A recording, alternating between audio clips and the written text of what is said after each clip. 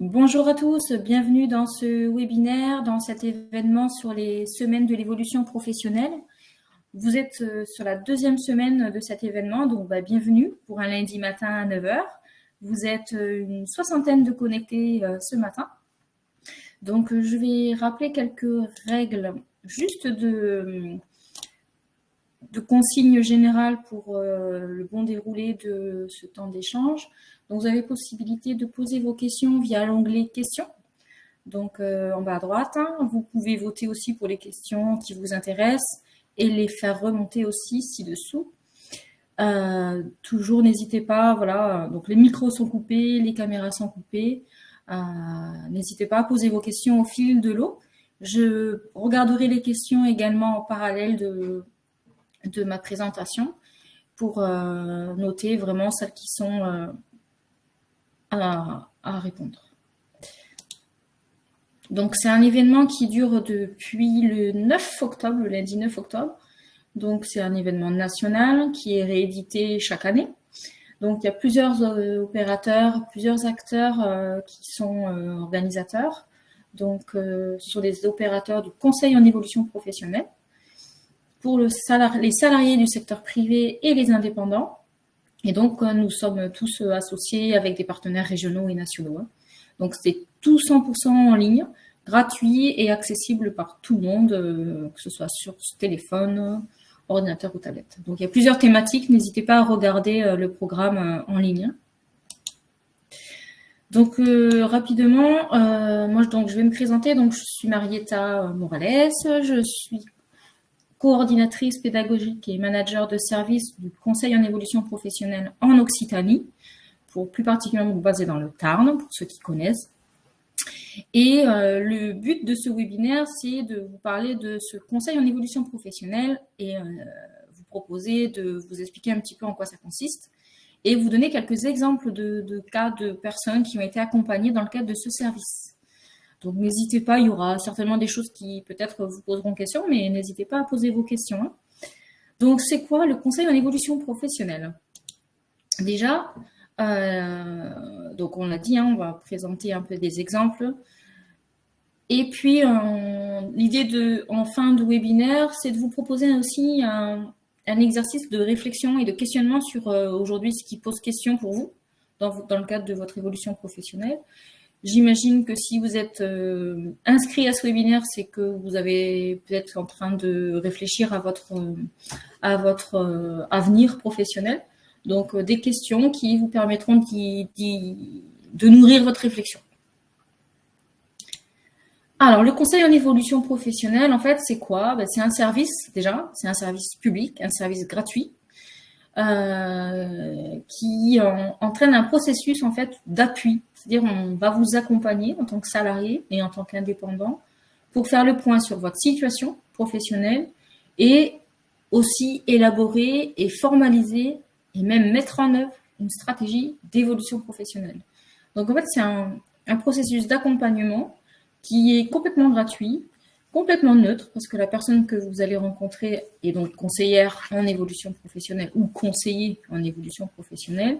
Il n'y a aucun lien qui est fait avec votre employeur, donc c'est tout à fait neutre. Et c'est accessible, quoi qu'il arrive, dans le sens où vous avez possibilité d'avoir rendez-vous en présentiel, en distanciel, et surtout, c'est impartial et confidentiel.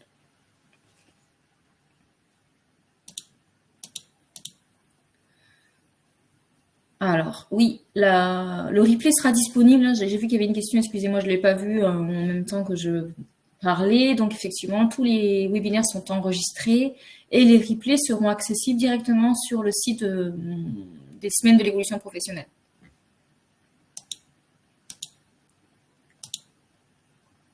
Alors, à qui ça s'adresse, le conseil en évolution professionnelle? Mais en fait, ça s'adresse à tous les publics, sauf, on va dire, le secteur public, du coup. Donc, comme ça, les choses sont dites. Par contre, selon le statut d'origine, si vous êtes salarié du secteur privé ou des personnes indépendantes, vous avez tout un réseau sur la France qui délivre ce service. Donc, groupement évolution, donc ils sont cités ici à gauche, le BGE, le réseau EVA, Axis, Antea et le groupement évolution. En fait, tous Tous ces opérateurs sont des opérateurs du conseil en évolution professionnelle. Et selon les régions, vous allez retrouver un opérateur différent. Ensuite, vous allez avoir, selon votre statut, si vous êtes cadre ou demandeur d'emploi ou jeune de moins de 26 ans ou personne en situation de handicap, vous allez avoir d'autres opérateurs qui délivrent le même service. L'APEC, le Pôle emploi, les missions locales et les Cap emploi. Allez, je poursuis. Je regarde s'il y a des questions en même temps. Il n'y en a pas. Alors, à quoi ça sert? Quel est l'objectif de faire appel à un conseiller en évolution professionnelle? Alors, il y a plusieurs objectifs. On peut vous accompagner déjà au départ, dans le cadre dans l'élaboration de votre projet, mais aussi au moment où vous allez devoir formaliser, mais aussi à l'autre étape, quand il va falloir mettre en œuvre. Donc, autant un accompagnement qui se veut multiservice. Et donc, ça peut être pour l'objectif d'évoluer professionnellement ou alors de vouloir développer de nouvelles compétences ou une reconversion ou peut-être même une mobilité interne dans l'entreprise ou même à l'extérieur, ou viser une certification professionnelle ou alors encore la question autour de la création ou de la reprise d'entreprise. Donc, vous voyez, autant de finalités diverses et on va voir ensuite différents services encore un petit peu plus détaillés. Comment ça se passe? Alors, comment ça se passe? En fait, ça se passe en plusieurs temps. Il y a un premier temps dédié à un conseil individualisé et adapté qui permet sur un premier niveau de service, un premier niveau d'accompagnement, sur un premier rendez-vous par exemple, d'exprimer votre demande, d'exprimer votre besoin, d'exprimer votre objectif aussi. Et puis en fonction de la demande que vous allez exprimer, votre conseiller va vous amener à réfléchir en fonction de votre situation. C'est vraiment en fonction de votre situation et de votre expérience et de votre objectif, va vous délivrer un accompagnement adapté, personnalisé, pour vous proposer différentes informations adaptées à votre situation, bien sûr, autour des métiers, de l'offre de formation ou d'un environnement professionnel, de secteur d'activité et des dispositifs qui existent de financement si jamais vous souhaitez partir en formation. Donc tout ça, ce sont un premier niveau d'information qui est adapté à votre situation. Et puis, on va vous accompagner sur l'identification de démarches, mais aussi à élargir vos horizons, élargir vos démarches pour pouvoir vraiment donner une suite à votre objectif et le rendre concret. Et puis, donc, il s'agit donc d'un accompagnement vraiment personnalisé, comme je disais, qui vous permet d'accéder à des informations qui vous seront utiles et pour vous permettre de vous outiller, en fait, dans le cadre de votre réflexion, mais aussi dans votre stratégie d'évolution professionnelle. Et puis, le principe aussi du conseiller en évolution professionnelle, c'est de vous accompagner dans l'analyse et la faisabilité de votre projet. Ensuite, un travail autour du plan d'action, c'est-à-dire de toutes les étapes qui vous resteront à faire, à effectuer pour mettre en œuvre votre projet. Voilà, c'est donc un service vraiment complet qui vous permet de la demande exprimée à réfléchir à toutes les étapes qui vont permettre de rendre concret votre projet.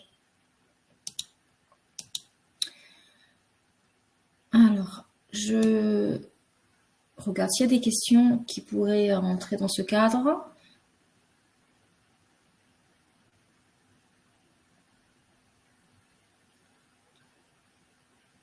Alors, quelle est la différence entre le bilan de compétences et le fait qui permet de définir un projet professionnel? Alors, clairement, il y a une grosse différence, effectivement, entre le bilan et le CEP, le Conseil en évolution professionnelle. Pourquoi? Parce que le bilan de compétences, c'est un travail de fond qui permet vraiment de travailler autour de soi, de ses aspirations personnelles, de sa personnalité. Et c'est vraiment un travail qui est très, très centré, qui peut durer 20 heures, 26 heures. Alors que le conseil en évolution professionnelle, c'est un travail qui est, une fois qu'on a le projet, c'est-à-dire, ça pourrait très bien être juste après le bilan de compétences, de venir voir un conseiller pour mettre en œuvre le projet ressorti par le bilan de compétences. Dans le cadre du conseil en évolution professionnelle, on ne va pas approfondir la question autour de la cohérence entre le projet et la personne qu'on est intérieure. Voilà ce qui fait la différence.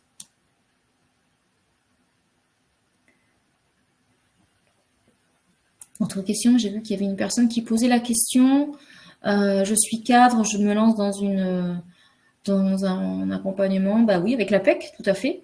La PEC vous accompagnera au même titre que dans le cadre du conseil en évolution professionnelle, puisque c'est le même service qui est délivré à la PEC. Et donc, une autre question, et puis après je poursuis.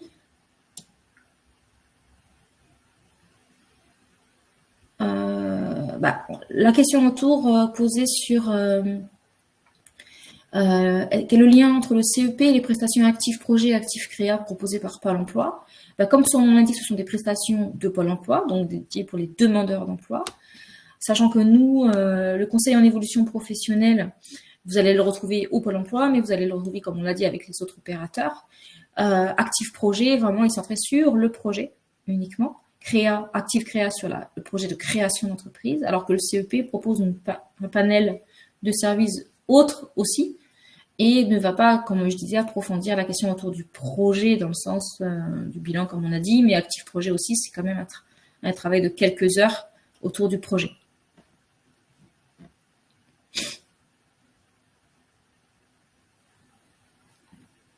Allez, je continue, et puis je reprendrai les questions après.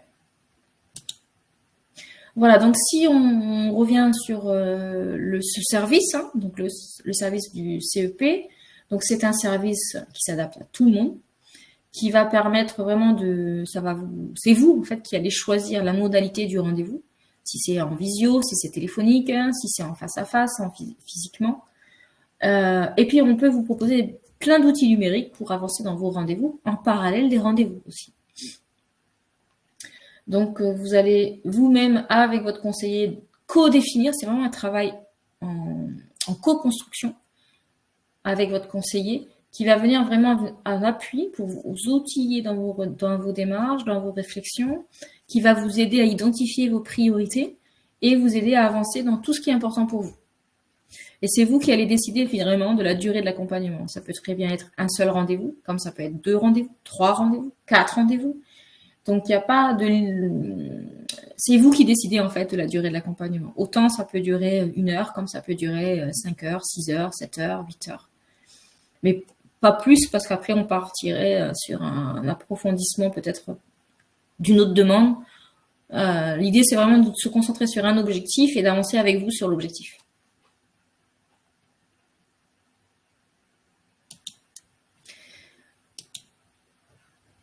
Je poursuis avec quelques exemples de parcours accompagnés sur des personnes qui ont souhaité... Alors, on va avoir ensemble 4 cas. Une personne qui a souhaité évoluer dans son entreprise. Qu'est-ce qui a été proposé avec elle? Une personne qui souhaitait se former. Une autre qui souhaitait créer son entreprise. Et une autre qui avait pour objectif de faire reconnaître ses compétences. Donc, on va voir ça ensemble. Et puis, n'hésitez pas à poser vos questions, encore une fois. Alors, on va parler de Salima. Donc, Salima est une personne réelle qui est chargée de communication dans la vraie vie. Et donc, elle travaille au sein d'un grand groupe.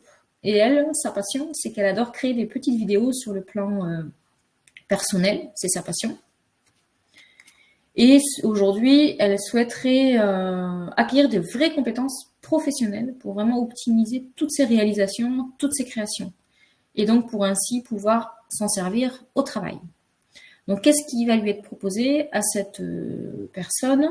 Donc dans le cadre du conseil en évolution professionnelle, elle va certainement avoir un premier rendez-vous. Le premier rendez-vous va permettre d'analyser sa situation avec elle, qu'elle raconte un petit peu quelle est la situation actuelle. On ne va pas revenir en arrière. L'intérêt, c'est de voir quelle est sa situation actuelle pour voir quel est son objectif, mais pourquoi elle veut vraiment créer de petites vidéos et en quoi elle veut en faire un métier, alors que c'était au stade de la passion. Et donc, ensuite, puisque son objectif, c'est d'avoir de nouvelles compétences professionnelles, c'est de choisir une formation, un organisme de formation au regard de cet objectif. Et donc, le conseiller en évolution professionnelle, il va lui permettre de faire quoi? Il va lui permettre de réfléchir au choix de la formation, c'est-à-dire repérer quels sont ses critères de choix de formation. Donc, qu'est-ce que c'est un critère de choix de formation? On peut imaginer que quand on choisit un organisme de formation, on va le choisir en fonction des compétences qui vont nous permettre de développer déjà. est-ce que la formation visée va permettre vraiment d'accéder à différents types de métiers en lien avec sa passion, la création graphique, la création vidéo, audiovisuelle, enfin, élargir peut-être le spectre des compétences. Et puis, on va l'accompagner sur savoir comparer des offres de formation et de trouver la formation qui sera éligible au CPF. Parce que ça, c'est très important, parce que en fonction de l'éligibilité de la formation au CPF, il n'y aura pas le même type de financement si elle ne l'est pas éligible. Donc, en fait, c'est des choses qui vont être travaillées dans le cadre de l'accompagnement. Et puis, un autre temps qui permet d'être vraiment dans le concret du projet, c'est de travailler l'argumentaire qui va lui permettre de proposer son projet à son employeur. Comme c'est son objectif à cette personne, c'est d'évoluer en interne dans son entreprise, il va falloir qu'elle voie avec son employeur, s'il est d'accord, à financer cette formation. Donc, il va falloir travailler un argument qui va vraiment permettre de rester dans l'entreprise. Et donc, qu'est-ce qui va se passer au final? Elle va pouvoir, une fois la formation en création vidéo dans le web effectuée, via un financement avec son CPF, mais aussi avec son employeur, et bien, elle va pouvoir développer une nouvelle activité, voire dans l'entreprise actuelle. Donc, ça revient à vraiment un travail individuel, de fond, qui permet d'être au service de l'entreprise ensuite. Je regarde s'il y a des questions sur ce cas-là.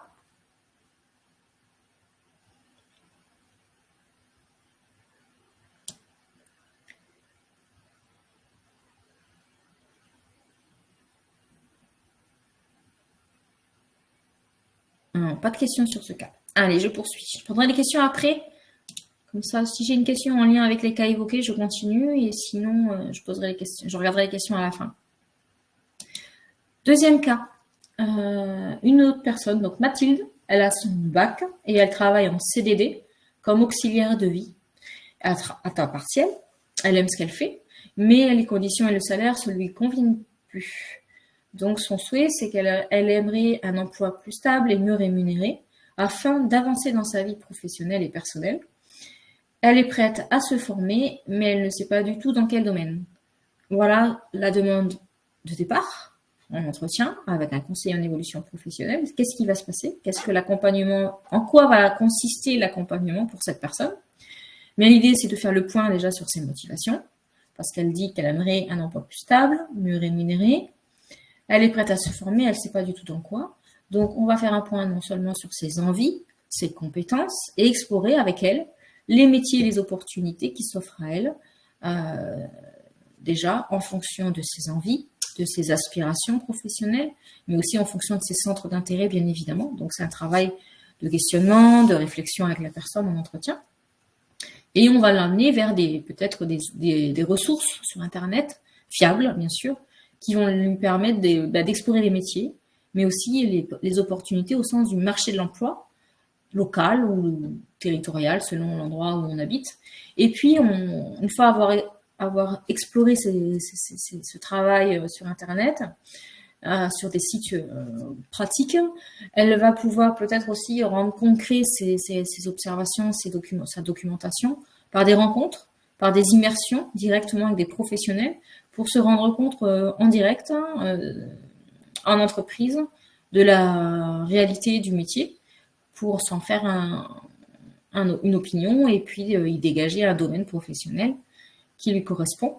Et puis ensuite, en fonction de ça, certainement que c'est un nouveau métier, donc ça nécessite peut-être une formation. Donc, toujours pareil, avec son conseiller, elle va travailler de fond à l'identification et des formations, mais aussi des financements de formation possibles. Donc, il va y avoir un travail d'élaboration d'une demande de dossier pour monter sa formation, pour monter le financement de sa formation, via ce qu'on appelle le dispositif projet de transition professionnelle, qui va lui permettre de concrétiser le projet qui en sortira. Donc, ce qui est ressorti, par exemple, de ce cas, c'est qu'elle a visé une formation de secrétaire médical, donc diplômante. Pourquoi diplômante? Parce que c'est important dans le cadre du dispositif de financement. Et donc, le dispositif en question, qui s'appelle donc le projet de transition professionnelle, c'est un dispositif qui permet de financer une formation donc diplômante, certifiante, de maintenir un salaire tout au long de la formation et donc d'être accompagné après la formation pour mettre en œuvre son projet.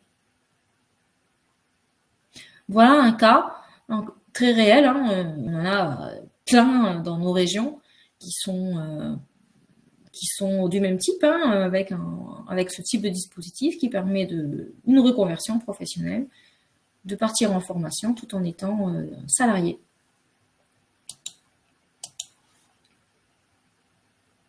Alors, je vais regarder les questions, du coup, pour ce cas, pour voir s'il y a des choses qui vous intriguent. Combien de temps a duré l'accompagnement de Mathilde? Alors là, on n'a pas le temps exact, mais ça peut très bien durer, tout dépend à quel moment, à quel niveau elle est dans la réflexion. Ça peut très bien durer 6 mois, comme ça peut durer 1 an. Bonjour, concernant le PTP, l'exemple de Mathilde, j'ai compris ce qu'il fallait être en CDI. Et non, en fait, le projet de transition professionnelle s'adresse aux CDD, aux CDI, aux intérimaires, donc aux intermittents également. Donc non, il n'y a pas besoin d'être en CDI.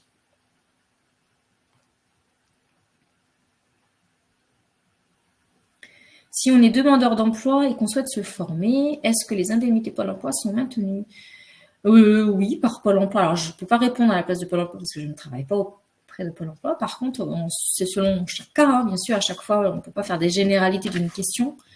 La question des indemnités Pôle emploi, normalement, est maintenue pendant une formation, puisque vous passez dans une catégorie en formation en tant que demandeur d'emploi. Donc, normalement, oui, vos indemnités sont maintenues selon si vous êtes toujours bénéficiaire de vos AR, bien sûr.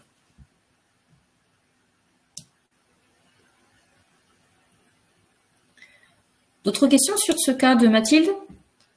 Quelle solution pour les fonctionnaires? Alors, la question est très pertinente, effectivement. Pour les fonctionnaires, il n'existe pas le CEP n'est pas destiné aux fonctionnaires. Les fonctionnaires, en tant qu'agent public, selon la fonction publique, vous avez la possibilité soit de rencontrer votre service RH, service mobilité interne, service d'évolution professionnelle, des fois interne qui existent. Mais effectivement, le CEP ne s'adresse pas aux fonctionnaires. Alors, je poursuis avec un troisième cas. Le PTP, une autre question sur le PTP, effectivement, faut-il justifier d'années d'activité professionnelle continue? Alors, pour être éligible au PTP, il faut avoir travaillé dans les 2 ans, et selon la nature de votre contrat, si vous êtes en CDD ou en CDI, on va exiger de vous un certain nombre de mois dans la même entreprise. Donc oui, il faut avoir au moins une activité professionnelle pendant 24 mois dans l'entreprise, oui. Au moins 24 mois. Je poursuis avec un troisième cas. Alors, cette fois-ci, c'est le cas de Joachim, qui donc, lui, ça fait 20 ans qu'il travaille dans une imprimerie. L'ambiance, dit-il, au travail se détériore, faute de clients, le patron ne gère pas bien la crise, je ne peux plus rester. Donc, il est inquiet pour son avenir. Et donc, il hésite à se mettre à son propre compte. Voilà, donc ce genre de situation assez fréquente dans le cadre des accompagnements qu'on peut observer. Qu'est-ce qui va se passer dans le cadre de son accompagnement avec son conseiller? Il va travailler à réfléchir autour de ce projet entrepreneurial en imaginant qu'est-ce que c'est que devenir chef d'entreprise? Est-ce que j'en ai le potentiel? Donc ça, c'est un travail de fond qui va être mené avec son conseiller. Travailler autour des capacités à devenir chef d'entreprise. Est-ce qu'il en a le potentiel? Est-ce qu'il en a les compétences? Et puis, pendant l'accompagnement CEP, il peut y avoir une mobilisation d'un accompagnement dédié à la création d'entreprise qui peut même être vous proposé en parallèle de l'accompagnement CEP avec un autre prestataire, mais directement aussi avec le conseiller. On peut travailler à la création d'entreprise, à définir vraiment le projet, le contenu, l'environnement. Et on va vous accompagner dans ce cas, donc Joachim, à mobiliser lui l'autre dispositif qu'on appelle le dispositif d'émission reconversion, qui lui permettra de démissionner pour créer son entreprise et bénéficier ensuite donc des droits au chômage. Donc, c'est un dispositif vraiment dédié à des personnes qui souhaitent créer leur entreprise, mais aussi pour des personnes qui souhaitent démissionner pour se former et ainsi s'inscrire au Pôle emploi ensuite. Donc, c'est un dispositif donc, de l'État qui permet de justifier de sa démission. Donc, seulement ce motif-là permet de justifier une démission. Et donc, surtout, l'objectif, c'est de pouvoir s'inscrire au Pôle emploi pour bénéficier de ses droits. Donc, il y a un montage de dossier. Donc, ce dispositif doit être accompagné par un conseiller en évolution professionnelle. Hein, c'est obligatoire de passer par un CEP. Et donc, Joachim, il a donc été accompagné, ce qui lui a permis de créer son entreprise dans la publicité, l'infographie et donc l'impression, donc en lien avec son domaine de compétences. Il a pu démissionner et donc maintenir ses droits au chômage. Donc, il s'est inscrit au Pôle emploi et on a pu créer son entreprise avec l'appui des aides de Pôle emploi. Un autre cas qui est assez fréquent, hein, dans le cadre de ce dispositif. Alors, je regarde les questions donc, en lien, j'imagine, avec ce dispositif. Il doit y en avoir quelques-unes. Alors, voyons ça. J'ai déjà une première entreprise. Est-ce que je peux quand même bénéficier de ce service afin de créer une autre entreprise? C'est une question très subtile. En fait, le dispositif d'émission reconversion, c'est vraiment un dispositif de reconversion pour des personnes qui n'ont pas encore créé leur entreprise. Et donc, ils vont vouloir le créer grâce au dispositif. Donc, effectivement, dans l'idée, c'est qu'on ne doit pas avoir une entreprise avant de le mobiliser. Et si vous avez créé déjà en tant qu'auto-entrepreneur une entreprise, il y a plein de subtilités. Donc là, je ne vais pas y répondre parce que je ne voudrais pas que vous interprétez mes mots. Chaque cas est particulier.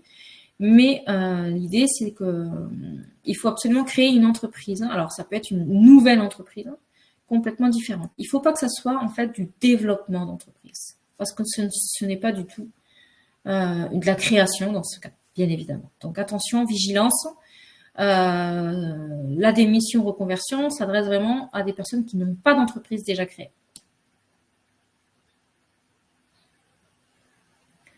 Ce que je vous invite à faire, voilà, sur des questions un petit peu subtiles comme ça que vous avez en projet, c'est de rapidement prendre contact avec un conseiller en évolution professionnelle qui vous permettra de garantir déjà, en fonction de votre situation, en fonction de votre objectif personnel, de voir qu'est-ce qui est possible.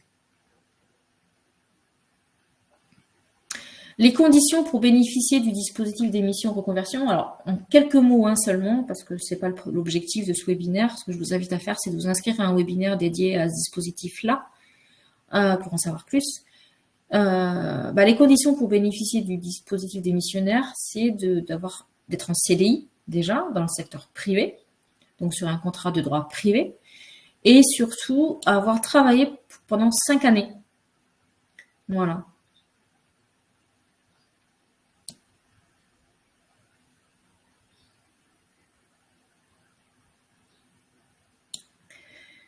Est-il possible de bénéficier de cet accompagnement de PTP pour une création d'entreprise, même si on n'est plus salarié en recherche d'emploi? Alors, en tant que demandeur, si vous êtes demandeur d'emploi, vous avez d'autres dispositifs, d'accord? Le PTP s'adresse aux salariés.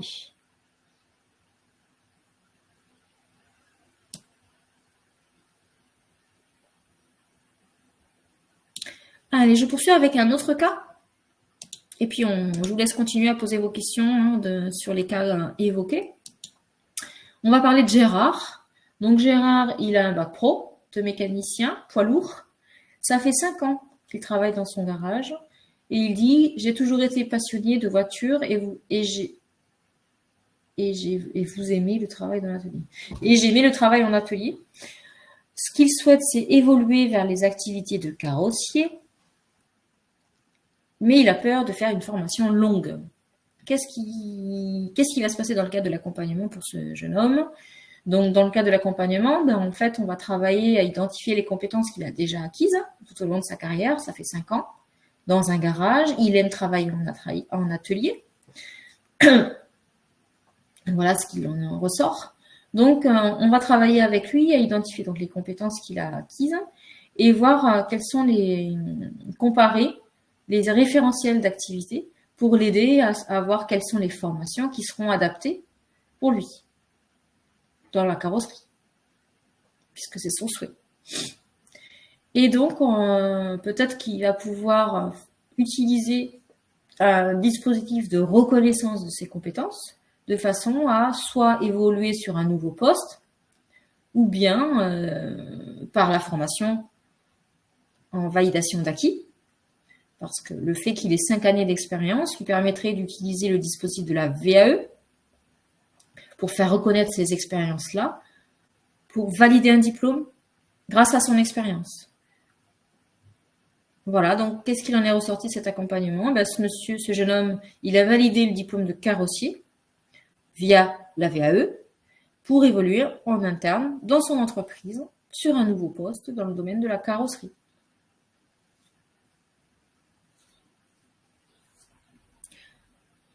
Est-ce qu'il y a des questions sur ce cas-là?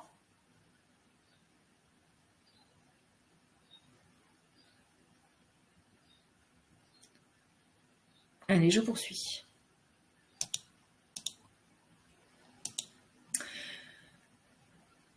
Voilà, donc maintenant qu'on a vu quelques cas pratiques, voilà, vous allez voir dans la slide suivante les différents types de services que vous pouvez mobiliser dans le cadre du conseil en évolution professionnelle. Donc vous avez vu, on a vu tout à l'heure plusieurs objectifs dans le cadre de son avenir professionnel.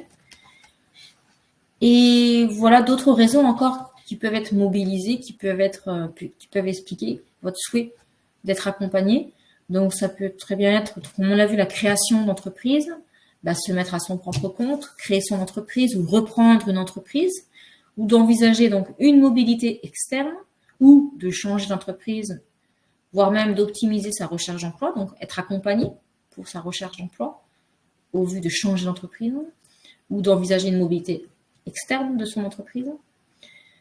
Ça peut être aussi le souhait, donc on l'a dit, de changer complètement de vie professionnelle ou de se reconvertir vers un nouveau métier complètement différent de ce qu'on a déjà fait auparavant.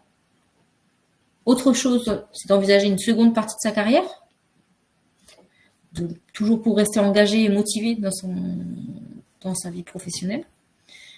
On peut aussi mobiliser un conseiller en évolution professionnelle pour mobiliser des aides et des financements dans le cadre de la mise en œuvre de son projet, comme on l'a dit tout à l'heure, avec des dispositifs qui existent, qui permettent de financer sa formation, qui permet d'aller jusqu'au bout, tout en étant sécurisé. Et aussi, on peut aussi contacter son conseiller en évolution professionnelle dans le cadre de la préparation des entretiens professionnels, au vu de réflexion autour de son évolution professionnelle, pour mettre en place en interne, dans l'entreprise, une possibilité d'évolution. Donc, ça peut être tout simplement pour préparer son entretien pro avec son employeur. Travailler aussi autour de son estime de soi, c'est-à-dire on va travailler non pas sur l'estime de soi profondément, puisque là, c'est plus du conseil en évolution professionnelle, mais plutôt travailler sur les points forts dans le cadre de sa carrière professionnelle et savoir valoriser ses compétences. Donc, nous avons des outils pour ça, pour vous accompagner à valoriser vos compétences et pour gagner en confiance aussi. Et un autre temps, on l'a dit, c'est d'explorer les opportunités professionnelles et les métiers. Vous pouvez tout à fait prendre un rendez-vous avec un conseiller en évolution professionnelle, non seulement pour faire le point sur votre situation, mais surtout pour élargir peut-être des pistes que vous aviez ou alors les approfondir pour pouvoir mettre en œuvre un projet qui en ressortirait. Voilà, donc autant de possibilités et de raisons de contacter un conseiller en évolution professionnelle.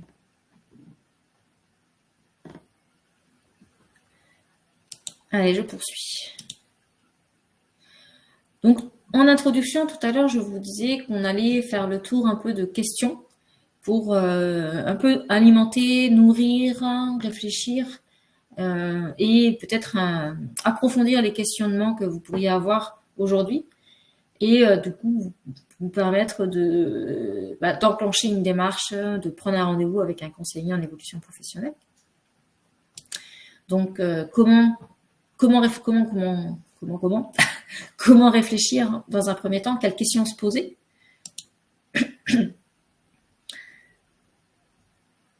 Quand avez-vous été le plus satisfait dans votre vie professionnelle? Alors, l'idée, c'est pas d'y répondre dans le chat, hein, bien sûr, vous avez compris. C'est de vous amener à commencer à initier des questionnements. Autre question, que considérez-vous comme votre plus grande réussite au niveau professionnel? Pensez à une situation concrète dans laquelle vous êtes senti que vous avez réussi. Avec des précisions sur, par exemple, quel est le poste que vous avez fait, que vous avez eu à un moment donné dans votre carrière, et quel était l'environnement aussi dans lequel vous vous sentez à l'aise, satisfait, et qu'est-ce que vous faisiez qui vous rendait, entre guillemets, heureux au travail. C'est un grand mot, mais voilà. En tout cas, ça permet de réfléchir et de se dire, est-ce qu'aujourd'hui, vraiment, j'entame cette réflexion, ou alors est-ce que non, il n'y a rien qui... C'est de la curiosité aussi. Quel était l'endroit où cela a-t-il eu lieu? Dans quelle entreprise? Quelle organisation? Quelle est l'ambiance de travail qui vous convient? Quelle relation avec les collègues? Est-ce que vous souhaitez des responsabilités? Qu'est-ce que vous avez le plus apprécié dans toutes ces expériences? Quelles sont les compétences que vous avez pu mobiliser? Les qualités qui sont pour vous ont été une réussite? Est-ce que vous pouvez vous auto-évaluer sur les situations rencontrées dans le passé ou actuelles peut-être, qui aujourd'hui sont idéales ou plutôt mauvaises ou entre les deux?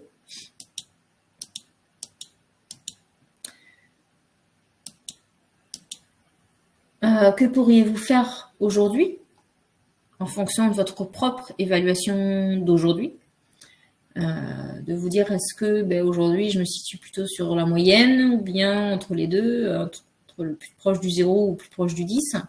Donc en fonction de ça, mais aussi de vos questions du moment, bien évidemment, est-ce qu'aujourd'hui vous souhaitez évoluer d'un cran sur cette échelle? Quel est le risque aussi pour vous? Quelles sont les compétences que vous pouvez mobiliser dans le cadre de cette évolution? Et par quoi vous allez commencer? Quel est le pas d'après pour pouvoir pour monter d'un cran sur votre situation professionnelle actuelle? Donc voilà, autant de questions, vous avez vu, qui permet de vous dire, est-ce qu'aujourd'hui je me pose ces questions-là déjà, et puis de voir après quel est le pas d'après. Et le pas d'après, c'est en fonction de votre objectif et de ce que vous souhaitez mobiliser et comment pour votre propre stratégie. Et donc c'est pour ça qu'on en revient à notre question de départ, c'est-à-dire de prendre un rendez-vous avec un conseiller pour être accompagné sur cette démarche, sur cette réflexion.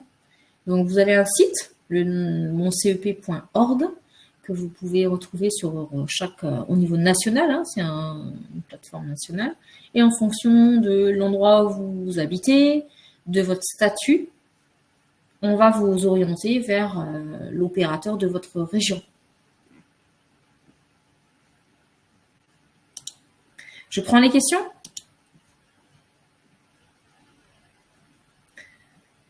Alors, les slides, donc le support est enregistré, donc vous allez le retrouver sur les semaines de l'évolution professionnelle, sur le thème de le CEP, qu'est-ce que c'est? Donc, c'est un replay que vous allez pouvoir à nouveau retrouver. Donc, les questions. Comment devient-on CEP? C'est une bonne question. En fait, le conseiller en évolution professionnelle, dans le cadre de notre présentation aujourd'hui, dans le cadre de l'évolution professionnelle, c'est un métier qui est habilité par l'État. Donc, on demande à ce que les personnes ont déjà une expérience dans l'accompagnement aux transitions professionnelles, d'au moins 1 an, avec un bac+2, ou alors quelques années d'expérience dans l'accompagnement aux projets professionnels et aux reconversions.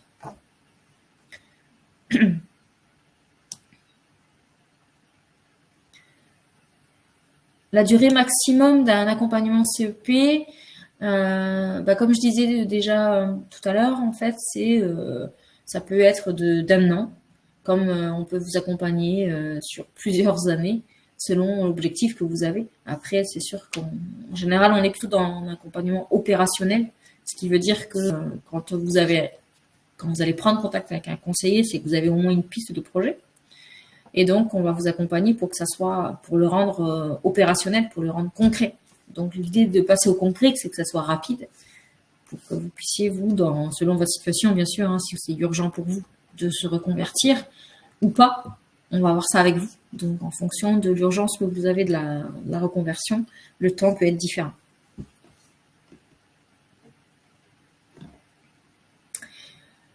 Alors, autre question.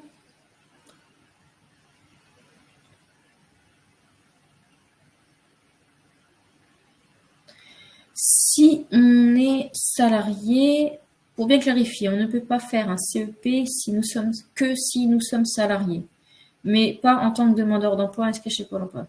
Ben, si justement, ce que je disais, les différents opérateurs du conseil en évolution professionnelle, il y en a plusieurs. Il y a donc Pôle emploi est un opérateur qui délivre aussi du conseil en évolution professionnelle.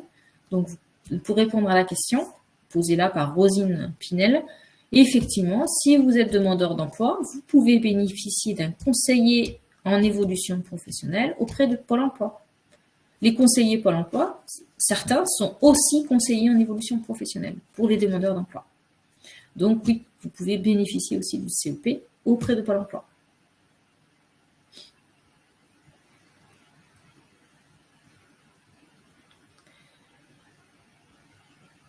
Oui, si je réponds donc à Adia, si on a un CDD et qu'il arrive à terme dans 2 mois, on a toujours droit de s'approcher d'un CEP. Oui, effectivement, vous pouvez encore, tant que vous êtes toujours sous un statut de salarié, vous pouvez vous adresser à un CEP, mais vous pouvez aussi, quand vous serez demandeur d'emploi, vous adresser à un Pôle emploi pour bénéficier aussi d'un accompagnement CEP.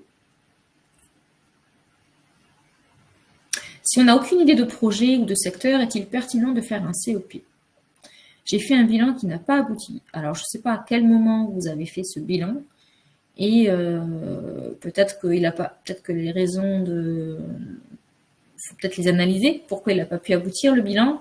Est-ce que c'est le bilan qui n'a pas pu être fait en totalité, ou bien est-ce que c'est le projet qui en est ressorti, qui n'a pas pu aboutir? Tout ça, ce sont un travail de questions. Moi, je ne peux pas répondre, ça dépend de votre situation, madame. Mais en tout cas, si vous n'avez aucune idée de projet, on vous conseille de vous rapprocher d'un conseiller en bilan de compétences pour approfondir un petit peu et d'identifier un projet qui vous correspond. Mais vous pouvez tout à fait aussi bénéficier d'un premier rendez-vous avec un conseiller en évolution professionnelle pour faire le point sur votre situation et peut-être amorcer déjà des pistes de projet et peut-être les explorer quand même sur l'accompagnement.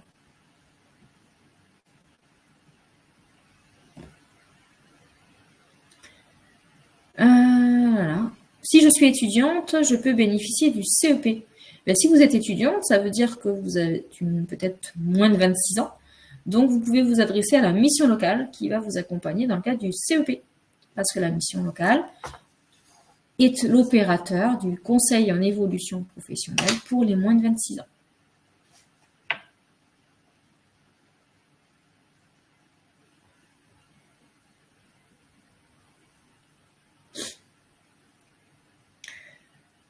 Je regarde s'il y a d'autres questions qui peuvent répondre à la majorité.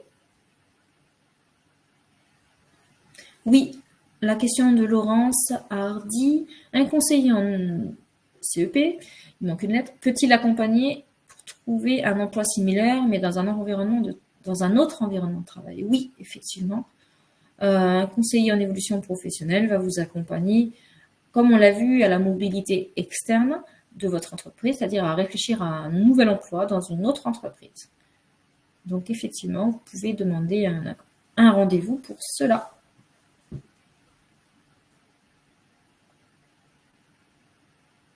Non, le bilan de compétences n'est pas du tout proposé dans le cadre du conseil en évolution professionnelle et il n'est pas délivré par un conseiller en évolution professionnelle puisque le conseiller en évolution professionnelle a un devoir de neutralité et de vous inviter à vous-même trouver le centre de bilan qui vous permettra de faire votre propre bilan de compétences. Donc, c'était bien un autre intervenant.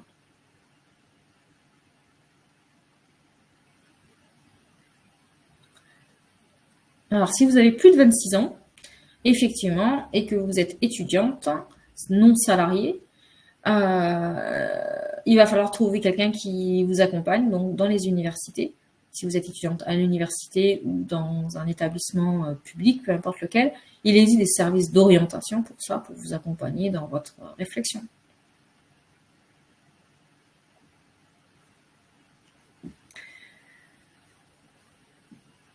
Bien. De mon côté, voilà, moi j'ai terminé ma présentation. Si vous avez encore des questions, je reste disponible. Je regarde les questions. S'il n'y a plus de questions, on va pouvoir s'arrêter là, il n'y a pas de souci. Donc, pas de questions. Très bien. Écoutez, je vous remercie de votre écoute et je vous souhaite une bonne continuation dans vos réflexions, dans vos démarches. Et n'hésitez pas à vous inscrire à d'autres webinaires sur la semaine. Bonne continuation à tous.